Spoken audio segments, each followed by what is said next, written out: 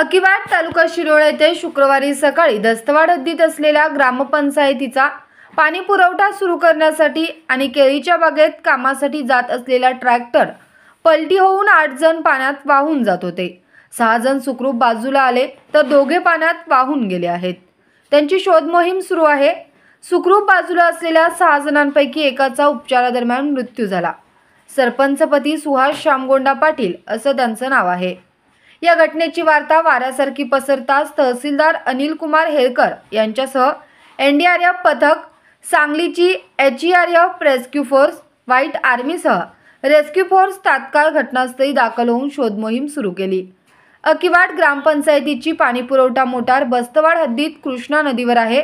दरम्यानच्या रस्त्यावर कृष्णा नदीचे पाणी आले आहे। या पाण्यातून सरपंचपती सुहास पाटील, तंटामुक्त अध्यक्ष श्रेनिक चौगुले, माजी जिल्हा परिषद सदस्य इक्बाल बैरागदार, अरुण कोथे हे 4 जण पाणी पुरवठा मोटार सुरू करण्यासाठी जात होते।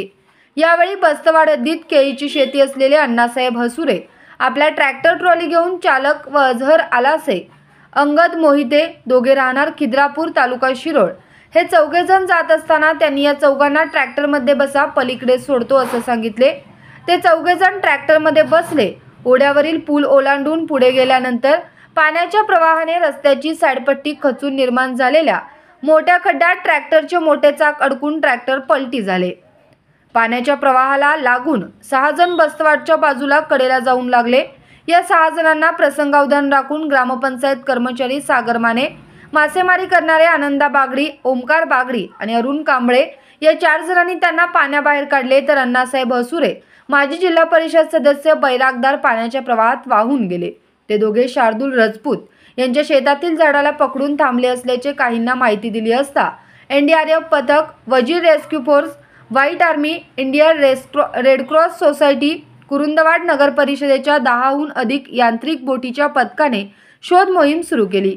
बचावलेले सरपंचपती सुहास पाटील यांना अस्वस्थ वाटू लागल्याने ग्रामस्थांनी वाहत्या पाण्यात त्यांना अंतराळी उचलून अकिवाड हद्दीत आणून 108 रुग्णवाहिकेतून दत्तवाड ग्रामीण रुग्णालयात उपचारासाठी दाखल केले। दुर्दैवाने त्यांचा उपचारादरम्यान मृत्यू झाला। 5 जण सुखरूप आहेत तर 2 जण अद्यापही बेपत्ता आहेत। त्यांची शोध मोहीम सुरू आहे। या घटनेची वार्ता वाऱ्यासारखी पसरताच घटनास्थळी मोठी गर्दी केली होती। पालकमंत्री हसन मुश्रीफ, जिल्हाधिकारी अमोल एडगे, खासदार धैर्यशील माने, प्रांत अधिकारी मौसमी बर्डे, माजी आमदार उल्हास पाटील, संजय पाटील यांनी घटनास्थळी भेट देऊन बचाव पथकाकडून माहिती घेतली। या प्रकारामुळे अकिवाड गावावर शोककळा पसरली आहे। सायंकाळी उशिरा सरपंचपती पाटील यांच्यावर अंत्यसंस्कार करण्यात आले।